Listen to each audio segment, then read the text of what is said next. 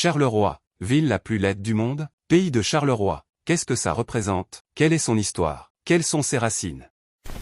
Pays de Charleroi, c'est toi que je préfère, le plus beau point de terre à mes yeux, oui c'est toi, oh mes yeux, oui c'est toi.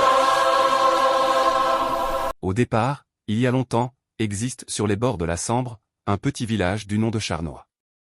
Tout alentour des villages plus importants, comme Roux, Jumet, Lodlinsart ou Dampremy. Parce que oui, Charleroi-Ville, en réalité c'est assez petit. D'ailleurs jusqu'en 1664, le modeste village de Charnois n'est qu'une dépendance insignifiante du comté de Namur. Tout va changer avec le traité des Pyrénées de 1659, entre le Royaume de France et les Pays-Bas espagnols. La France obtient plusieurs territoires, dont des places fortes pour protéger sa frontière nord entre la Sambre et la Meuse. Landrecies, Avesnes et le Quesnoy vont renforcer la frontière sur la Sambre. La France possédait déjà les places fortes de Rocroi au sein de la forêt de Thiérache et Hirson pour protéger la vallée de l'Oise. Le gouverneur des Pays-Bas espagnols, le marquis Francisco de Castel Rodrigo, voit alors un énorme danger en cas de nouvelle guerre avec la France. Il y a en effet un énorme espace vide à la sortie de la trouée de Chimay qui permet aux armées d'invasion de se projeter directement par-delà la rivière. Il suggère de construire une forteresse pour bloquer le passage et choisit le village de Charnois comme emplacement. Il expulse les habitants et construit sa forteresse qu'il baptise Fundatur Caroloregium, en l'honneur du roi Charles II d'Espagne. Mais informé par ses espions, Louis XIV roi de France n'a aucune intention de laisser bâtir cette forteresse et le 24 mai 1667 son armée envahit les Pays-Bas espagnols et s'empare de Charleroi le 31. À partir de ce moment Vauban va mettre tout en œuvre pour construire une double forteresse, de part et d'autre de la Sambre. C'est toujours cette architecture qui est le centre de la ville actuelle.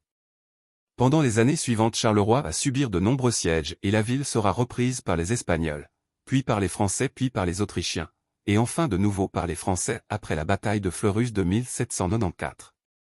Sous l'Empire, Charleroi commence à s'agrandir et devient un chef-lieu de canton du département de Jemmapes. En 1815, pendant les 100 jours, Napoléon passera par la trouée de Chimay, pour prendre Charleroi le 15 juin, et aller battre les Prussiens à Ligny le 16. Avant d'être lui-même battu à Waterloo le 18. Pour les 15 années suivantes Charleroi sera hollandaise avant de devenir belge lors de la Révolution de 1830. La ville va entrer alors à plein pied dans la révolution industrielle du XIXe siècle. Rapidement il faut démolir les anciens remparts pour agrandir le périmètre. Charleroi étant au centre d'un bassin houiller très important, des chevalets de mines à charbon vont pousser partout, ainsi que les terris où l'on décharge les déchets. En ayant le charbon en abondance, Charleroi va devenir la pièce maîtresse de la sidérurgie en Belgique. Après l'acier, Charleroi devient un des pôles européens du verre. Tandis que Solvay implante une importante usine chimique dans les faubourgs.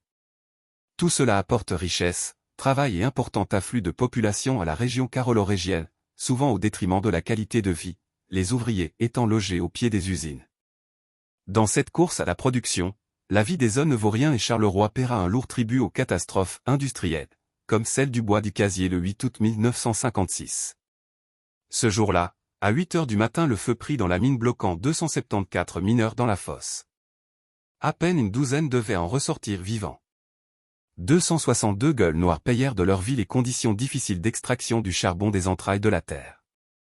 Aux côtés des 95 mineurs belges décédés, 136 immigrés italiens venus principalement des environs de Pescara furent également tués. Depuis, chaque 8 août, 262 tintements de cloche rappellent ce douloureux passé au Carolo. Et puis tout va changer. Début 1960, la fermeture des mines à charbon est décidée par le gouvernement et la région de Charleroi y subit les conséquences de plein fouet. Une à une les concessions vont s'arrêter laissant des chancres de pluie abandonnés et de terris comme souvenirs encombrants. Si quelques chevalets ont été démantelés avec le temps, d'autres sont toujours présents dans le paysage comme souvenirs d'un glorieux passé. Tout comme les terris, devenus des incontournables collines de la région. Après les mines de charbon, ce furent les coqueries et aciéries qui commencèrent à péricliter au cours des années 70 et 80. Longtemps laissés à l'abandon, ces chancres industriels disparaissent petit à petit du paysage grâce aux sérieux efforts de réhabilitation de ces sites, même s'il reste encore pas mal d'efforts à faire. Depuis quelques années, Charleroi se relève et s'élance vers un nouveau chapitre de son histoire. La ville basse a fait peau neuve et a abandonné les vestiges du passé. L'aéroport de Charleroi-Gosselies est devenu le second de Belgique, juste derrière Bruxelles-Zaventem, avec plus de 10 millions de passagers annuels. Bientôt un stade de football moderne devrait sortir de terre à la place d'un chancre industriel sur le site de Marchienne-au-Pont. Ce stade accueillera le Sporting de Charleroi, l'équipe locale et ses bouillants supporters.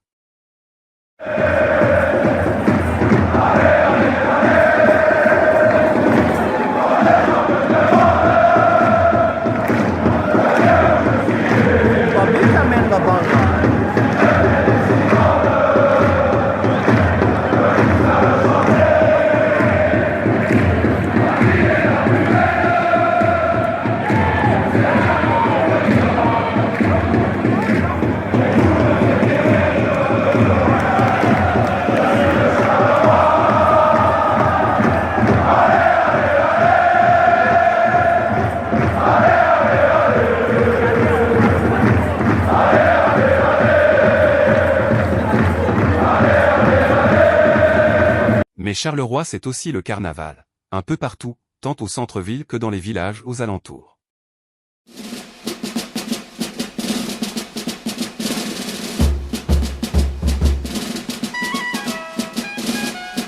Éloi à Charleroi.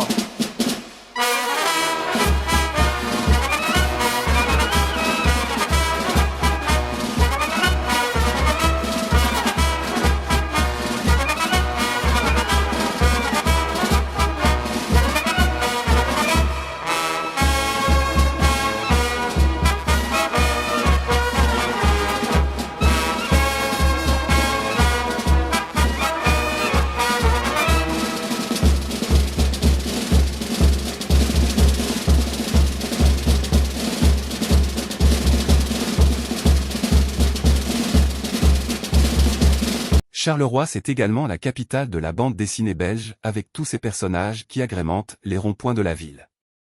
Les éditions Dupuis étaient à Marcinelle. Et si tout n'est pas parfait, loin de là, Charleroi n'est pas la plus laide ville du monde.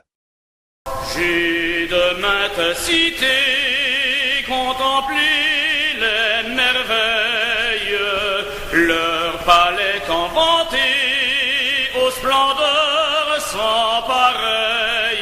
De ces beaux monuments, admirant la structure, je regrettais nos champs et leur verte parure qu'annonce le printemps.